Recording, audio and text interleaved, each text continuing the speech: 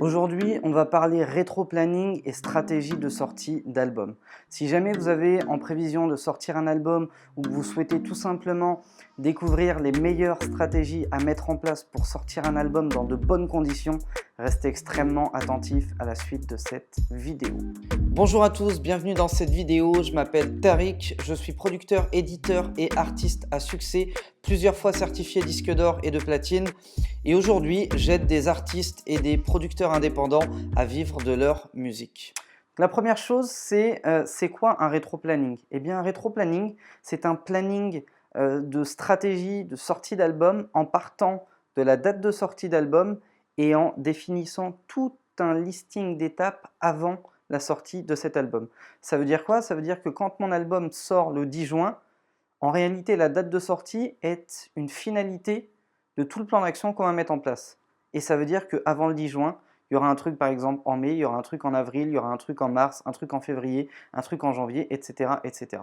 L'avantage de mettre en place un rétro-planning, c'est que vous allez pouvoir définir un plan d'action step by step à mettre en place pour obtenir les meilleurs résultats possibles et imaginables à la date de sortie de votre album. Puisque je suppose que vous n'êtes pas sans savoir que les plus gros résultats de vente d'un album, on les a sur les 3 premières semaines.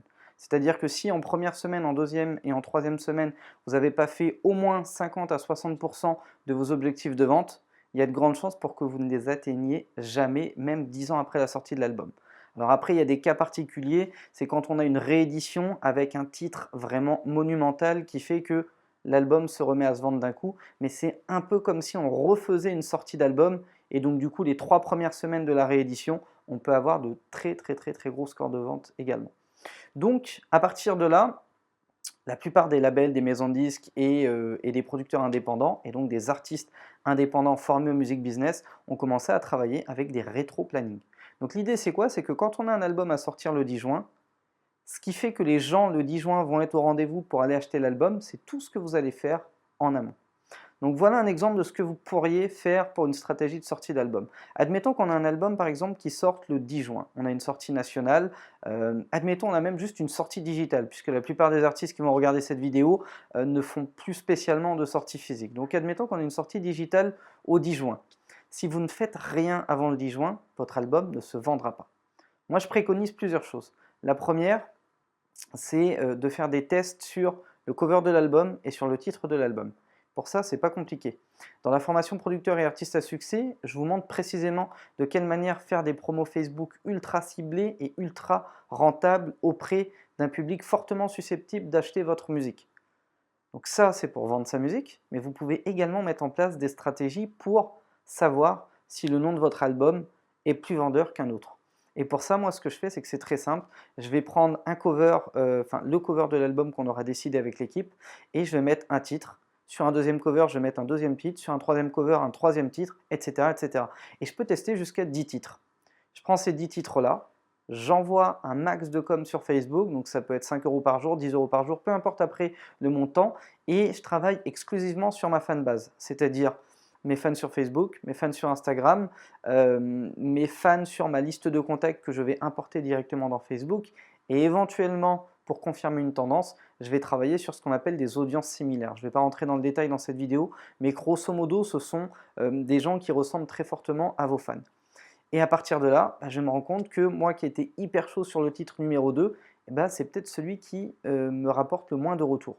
Et au final, c'est peut-être le titre numéro 8 auquel je ne m'attendais pas du tout à ce que ça marche sur mon public, qui va finalement obtenir le plus de retours. Je vais avoir des commentaires hyper encourageants, je vais avoir des likes, des partages, etc. etc. Donc à partir de là, le marché a parlé. Vous avez une décision à prendre. Soit vous prenez une décision avec votre ego qui dit non, c'est mon titre, c'est mon album, c'est mon bébé, c'est mon projet, je les emmerde, j'ai décidé de ce titre-là, donc ça va être ce titre-là. Et vous prenez le risque que votre album se vende moins ou attire moins vos fans. Ou alors vous vous dites ok, mon public a parlé. Après tout, je fais aussi cette musique-là pour eux, je la fais pour moi avant tout, mais je la fais aussi pour la partager avec eux. Puisqu'ils valident plutôt ce titre-là, moi j'y vois pas d'objection, donc je prends ce titre-là. Ça, c'est une première étape. Et ça, il faut l'intégrer dans votre rétro-planning. Il faut vous dire que, admettons, voilà, par exemple, 6 mois avant la date de sortie d'album, il faut qu'on ait validé le cover et le titre. tout simplement. Donc par exemple, si on a une sortie le 10 juin, eh bien on peut, avant le 10 janvier, mettre en place cette stratégie pour obtenir le meilleur titre pour votre album. Donc ça peut être par exemple du 1er décembre au 30 décembre, vous faites un petit test en promo Facebook, voilà, tranquillement, vous envoyez des mails à vos fanbases, vous envoyez des messages avec des sondages sur Facebook, Instagram ou autre, sur Snapchat, des petites vidéos, voilà, et dès que vous avez le titre qui ressort le plus, vous le mettez. La deuxième étape, ça va être de définir les singles à envoyer pour avoir le plus d'attrait sur l'album. Et là, c'est pareil. Soit vous vous dites, ça va être ces 3 singles-là, c'est moi qui ai décidé, basta, et s'ils ne sont pas contents, je m'en fous. Soit vous faites des tests. Encore une fois, vous prenez votre public, votre fanbase, votre noyau dur, et vous allez l'envoyer vers une page sur laquelle vous allez mettre un extrait de, allez, peut-être 30 à 45 secondes des 5 singles les plus intéressants selon vous, et vous voyez sur les 5 lequel ressort le plus. Et puis, à une autre partie de votre fanbase, vous renvoyez une com vers 5 autres titres, et vous voyez lequel ressort le plus. Et admettons donc que votre album fasse 13 titres, il reste 3 titres, vous l'envoyez à une autre partie de votre audience et vous voyez ce qui se passe. Et vous allez voir que c'est mathématique et c'est assez surprenant. Il y a toujours un titre dans la liste des 5 qui va se dégager. Et plus vous allez tester, plus vous allez pouvoir vous dire que, ok, sur les 13 titres, c'est ces 3-là, et peut-être un auquel je ne m'attendais absolument pas, qui ressortent le plus de manière ultra positive auprès de mon noyau dur de fans, auprès de ce qu'on appelle un avatar de fan. Une fois que vous avez réussi à faire ça, vous avez vos 3 singles. Donc c'est pas compliqué. Encore une fois, votre public a décidé. Il a décidé que les titres qu'il kifferait le plus, c'était ces 3-là. Donnez-lui. Donnez-lui, tout simplement. Donc à partir de là, vous allez pouvoir définir que, au mois de février, par exemple, il faut clipper ces 2 titres-là ou ces 3 titres-là, si vous avez les moyens de faire 3 clips d'un coup. D'ailleurs, c'est ce que je préconise, de faire 3 clips en même temps. Pourquoi? Parce que si jamais vous décidez de faire vos clips, admettons, en Espagne, eh bien, vous n'avez qu'une fois à prendre des billets d'avion pour aller en Espagne, vous n'avez qu'une fois à louer du matériel pour aller faire vos clips, etc. etc. Et ok, c'est plus de boulot, c'est plus fatigant, ça prend un petit peu plus de temps. Au lieu de partir 2-3 jours, vous allez peut-être partir une semaine, 8 jours, voire même peut-être 10 jours, mais en même temps, vous rentrez avec 3 clips pour le prix presque d'un ou d'un et demi. Donc c'est beaucoup plus intéressant financièrement et en plus, vous avez de la matière dès maintenant pour travailler. Donc à ce stade, vous avez vos 3 clips, ils sont en cours de montage. Vous pouvez très bien définir que au 10 mars, par exemple, clip numéro 1 doit sortir. Au 10 avril, clip numéro 2 doit sortir. Au 10 mai, clip numéro 3 doit sortir. Et qu'au 10 juin, eh bien, l'album doit sortir. Voilà une manière de mettre en place ce qu'on va appeler un rétro-planning. Et bien sûr, pour chaque sortie de clip, vous allez devoir réfléchir à une stratégie promo marketing. Puisque forcément, si vous mettez en place des actions pour produire du contenu musical, pour produire du contenu audiovisuel, il faut également absolument que vous ayez une stratégie de développement promo marketing. C'est indispensable. Je connais beaucoup d'artistes qui sont capables d'investir 2000 € dans un clip, mais dès que je leur demande leur budget marketing sur ce clip, ils me disent bah rien, je l'ai envoyé, voilà, j'ai fait un petit post Facebook à 100 balles, il ne s'est rien passé, donc je passe à autre chose. Non, c'est pas possible. C'est pas une bonne idée. En tout cas, ça ne marche pas comme ça. Si tu es capable de mettre 2000 € dans un clip, il faut que tu sois en mesure de mettre également 2000 € pour assurer la promo de ce clip. C'est même plus important. À votre avis, combien coûte un iPhone en fabrication? Ça coûte pas cher. Ça doit coûter pas plus d'une cinquantaine d'euros. Par contre, ils sont capables d'investir 500 € en marketing par iPhone vendu. Pourquoi? Parce qu'ils savent qu'ils vont les vendre 1000 €. Qui investirait 500 € s'il était certain d'en gagner 1000? Moi, en tout cas, je le ferais, sans la moindre hésitation. Donc l'idée, c'est ça, c'est de se dire que quand un clip vous coûte 1000 ou 2000 €, le minimum, le strict minimum, c'est d'être capable d'investir au moins autant en promo marketing. Donc quand vous faites votre rétro-planning et que vous avez vos dates de sortie de clip, il faut également que vous ayez le budget de travail, stratégie, promo marketing, au moins online, éventuellement en promo média traditionnel, si jamais ça match avec le style de musique que vous faites. Il faut que vous ayez défini la date à laquelle vous aurez choisi l'attaché de presse ou les attachés de presse avec lesquels travailler. Il faut que vous ayez défini à quel moment telle opération va se mettre en place, etc., etc. Voilà comment travaillent les professionnels et voilà comment on obtient de gros résultats.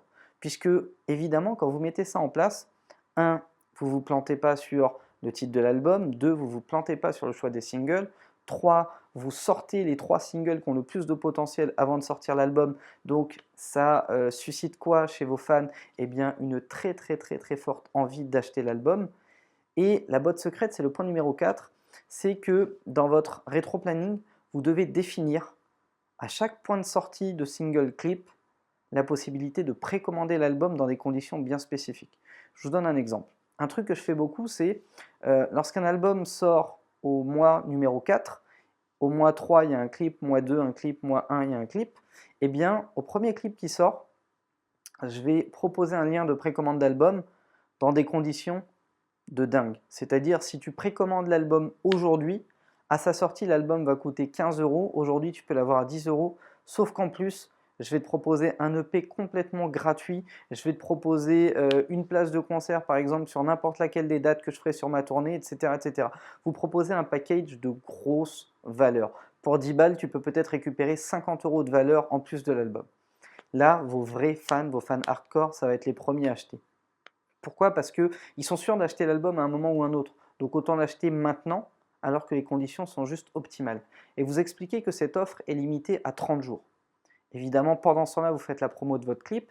Et pendant les 30 jours, toutes les personnes qui passent par votre clip et qui sont intéressées vont être détournées à l'aide de ce qu'on appelle un funnel. Je ne vais pas rentrer dans le détail ici, on en parle dans la formation producteur et artiste à succès. Mais grosso modo, le funnel va vous permettre de détourner l'audience de YouTube, Facebook, Instagram, etc., etc., pour amener des gens directement dans votre fanbase. Donc l'idée, c'est que pendant un mois, vous faites la promo de votre clip et pendant tout ce mois-là, vous allez vendre des albums en précommande. Et je peux vous le donner en mille. Si vous mettez entre 500 et 1000 euros de budget com pour promouvoir votre clip, le parallèle à ça, c'est que vous allez vendre pour en moyenne entre 2 et 2500 euros de précommande d'album.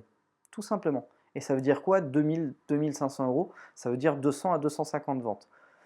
Pour un bon clip et un bon budget promo marketing de 1000 euros, je peux vous assurer que vous allez les faire sans forcer vos 200 ventes. Ça veut dire quoi? Ça veut dire que le jour de la sortie de votre album sur iTunes par exemple ou sur la plupart des plateformes digitales, vous allez être d'office crédité de 200 ventes. Et vous venez également d'encaisser en parallèle entre 2000 et 2500 euros. Ce qui est plutôt pas mal parce que ça amortit votre budget pub sur le mois qui vient de s'écouler. Le mois suivant, vous refaites la même chose avec encore une fois une offre de précommande, mais cette fois-ci moins intéressante que le mois précédent. L'avantage de ça, il est double. Le premier, c'est que vous avez moins de bonus à fournir pour le même montant encaissé. Et le deuxième, c'est que toutes les personnes qui ont vu l'offre précédente et qui n'ont pas acheté se disent merde, je viens de louper une opportunité, là ça reste encore intéressant, mais comme il vient de le dire, l'offre est limitée à 30 jours, ça veut dire que le mois prochain, il y aura certainement encore moins et ça va pousser à l'achat.